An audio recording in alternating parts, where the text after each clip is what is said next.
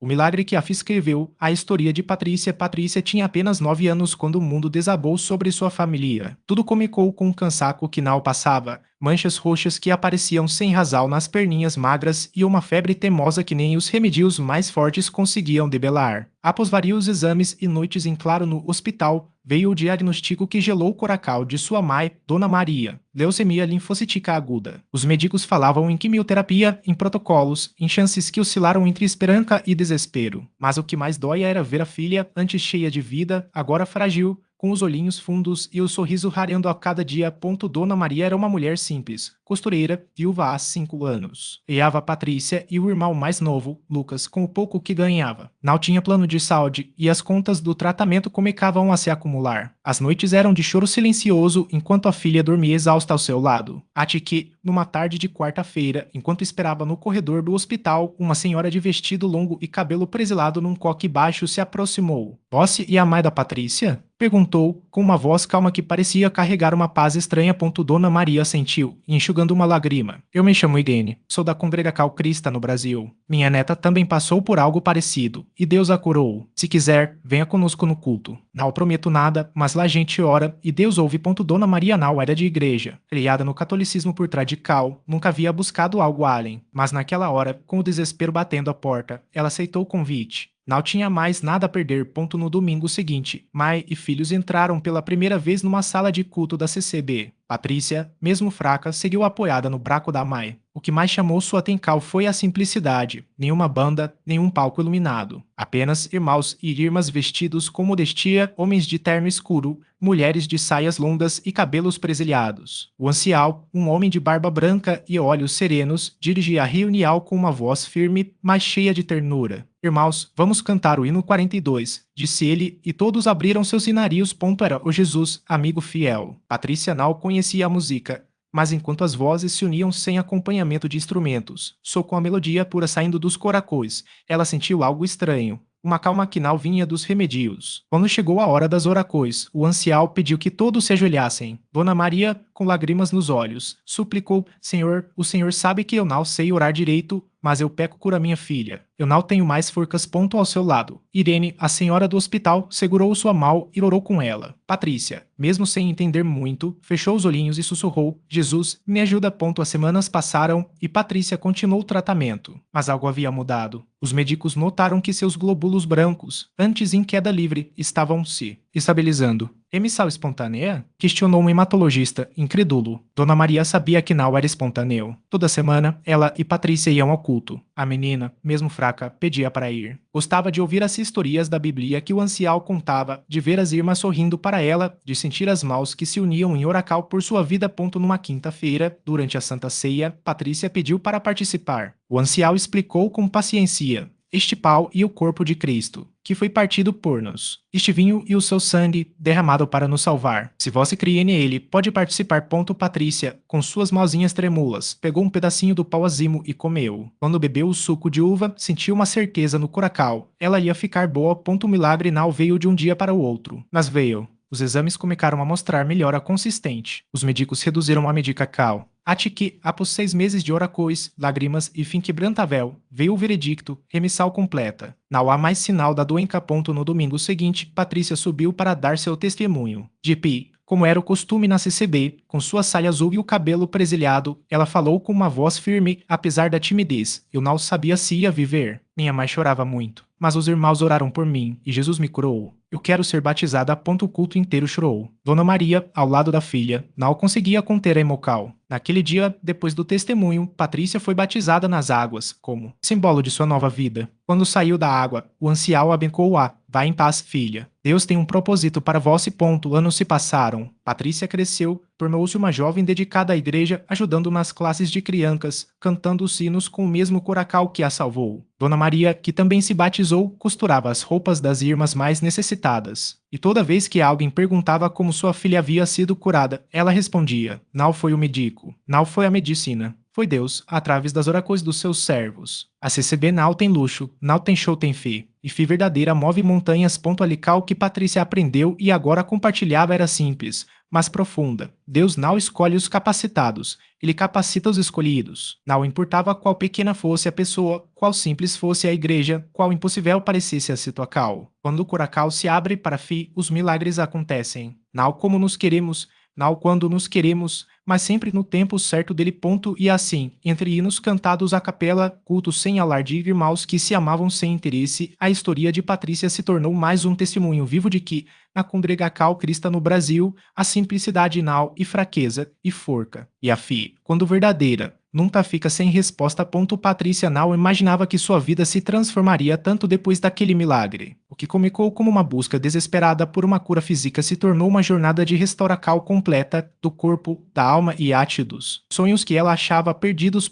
Médicos, que antes davam apenas semanas de vida, agora olhavam com espanto nos exames de rotina. Isso não tem explicação científica, dizia um deles, balancando a cabeça enquanto analisava os resultados. Patrícia sorria e respondia com calma. Não tem mesmo, mas tem explicação espiritual. Os tumores haviam sumido como se nunca tivessem existido. Os remédios que antes a deixavam fraca foram sendo reduzidos até que, um dia, o médico simplesmente disse: "Você não precisa mais disso." Mas o milagre não parou aí. A família de Patrícia, que antes vivia dividida, com alguns crentes e outros resistentes à fé, começou a se unir nos cultos. Seu marido, que ia à igreja apenas para acompanhá-la, agora orava com lágrimas nos olhos, agradecendo por ter visto com seus próprios olhos o poder de Deus. Ati sua mãe, que sempre dizia isso e coisa de fanático, começou a frequentar as reuniões e, aos poucos, sentiu o coração amolecer. Um domingo, durante um culto simples, com os irmãos cantando glória a Deus nas alturas sem microfones ou instrumentos sofisticados, a mãe de Patrícia levantou a mão e pediu para dar um testemunho. Com a voz tremula, ela contou como viu a filha se curar,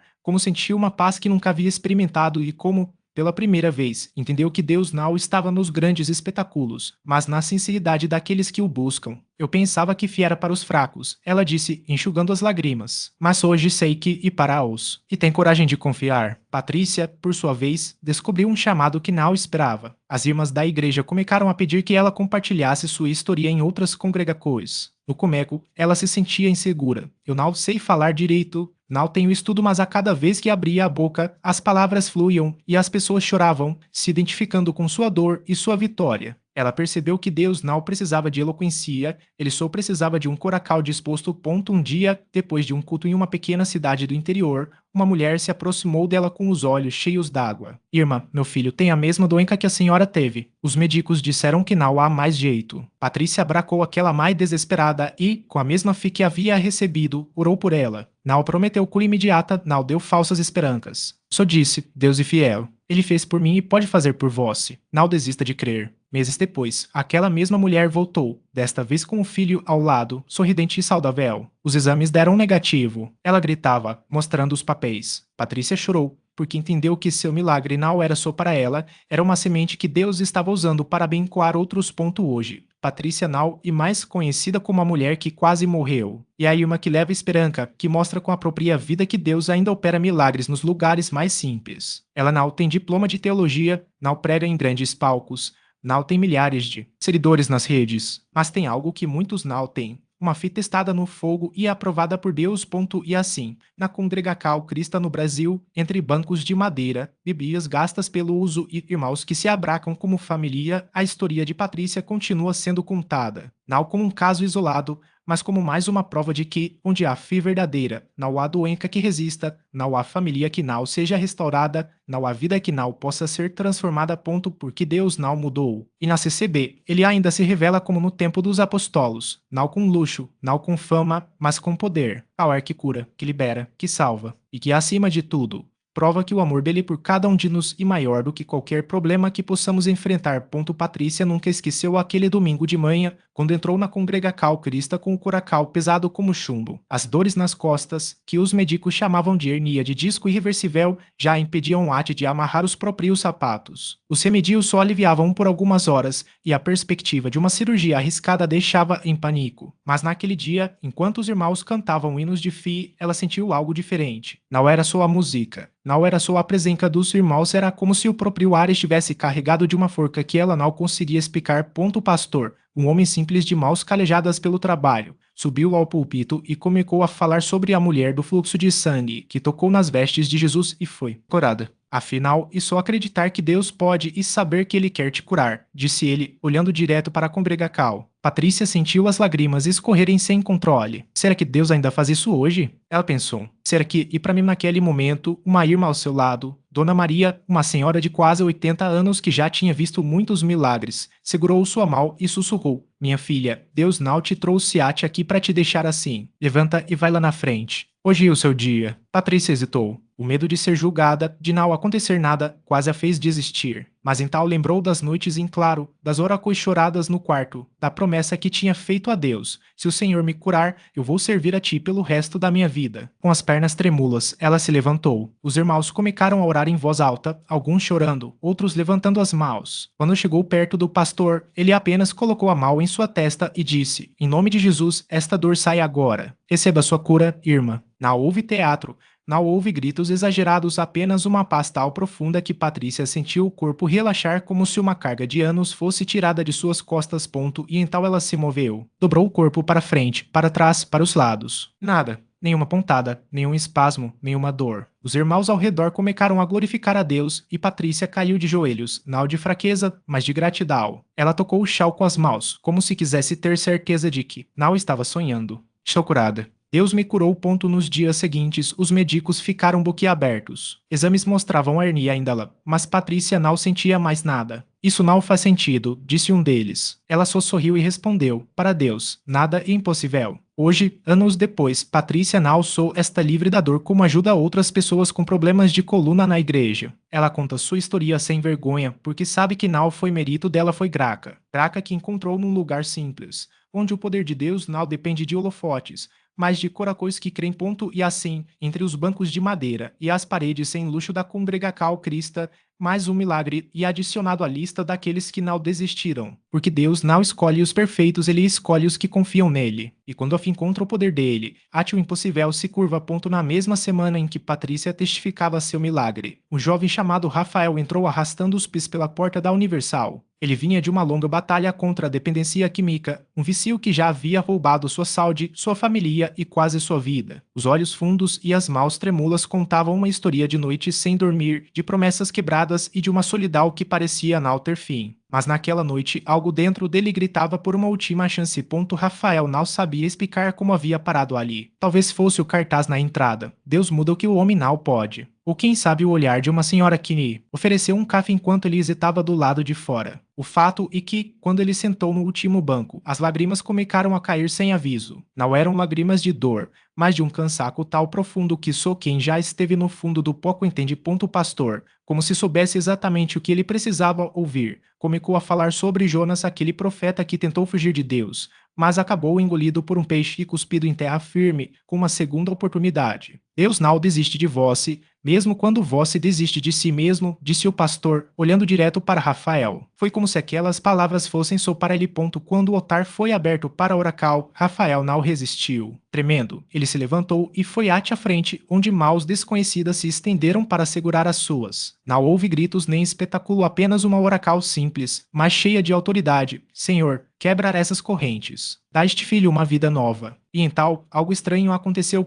Rafael sentiu um calor subir pelas pernas, como se uma corrente elétrica suave percorresse seu corpo. De repente, a ânsia que o acompanhava há anos, aquele vazio que só a droga parecia preencher, sumiu. Não foi gradual, foi instantâneo. Ele abriu os olhos, surpreso, e percebeu que suas mãos não tremiam mais. O suor frio da abstinência havia desaparecido. No lugar, uma paz tal grande que ele não conseguia explicar. Nos dias seguintes, Rafael voltou, não por obrigação, mas porque algo dentro dele havia mudado. A cada luto, ele sentia a forca para dizer não quando o vício batia a porta. As tentações não haviam acabado. Mas agora ele tinha uma arma nova, a palavra de Deus, que o pastor lhe ensinou a usar como escudo. Em menos de um mês, sua mãe, que já havia chorado seu funeral tantas vezes, o viu entrar em casa com os olhos brilhando. Filho, o que aconteceu com vós? Ela perguntou, incrédula. Rafael apenas abracou ela e sussurrou: Deus me achou. Hoje, Rafael é um dos obreiros da igreja. Ele não esconde seu passado, pelo contrário, usa sua história para puxar outros que ainda estão perdidos nas ruas. Se Deus fez por mim,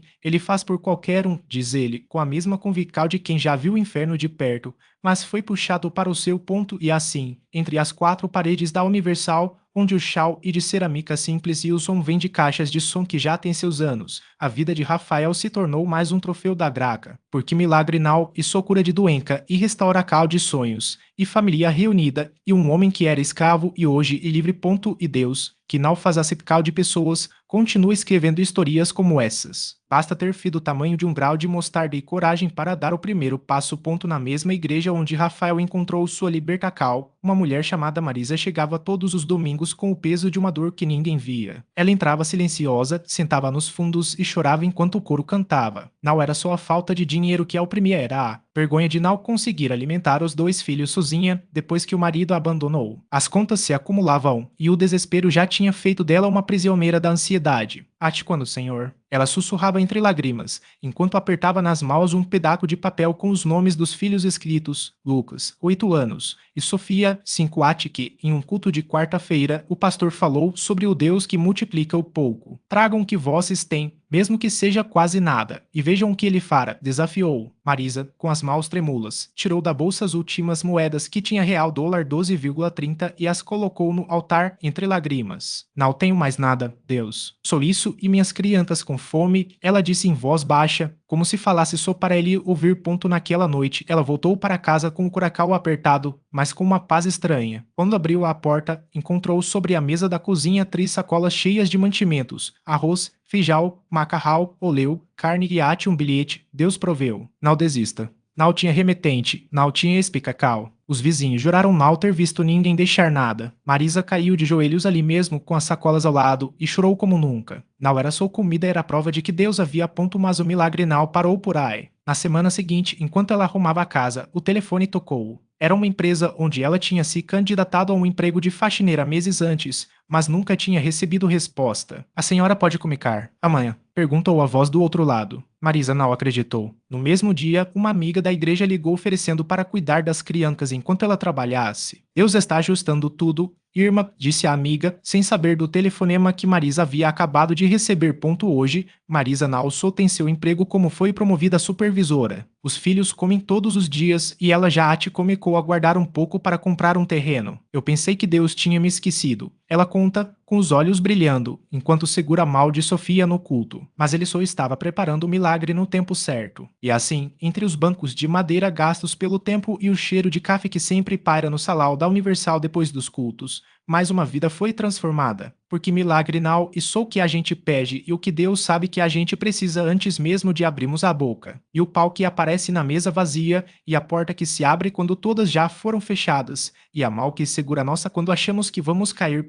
E Deus, que não dorme nem descansa, continua a escrever essas histórias. Basta acreditar que, onde o homem vê fim, ele vê início. Onde o mundo disse impossível, ele sussurra, confia em mim. O milagre se completou quando, 3 meses depois daquele culto, Maria abriu a porta de sua nova casa, um lar simples, mas cheio de luz, conquistado com o salário do emprego que apareceu do nada após uma huracal desesperada. A carta de demissão que antes a sufocava agora era apenas uma lembrança distante, guardada na gaveta ao lado do exame médico que confirmava. Sofia estava curada. Os médicos chamaram de remissão inexplicável, ela chamou de fidelidade.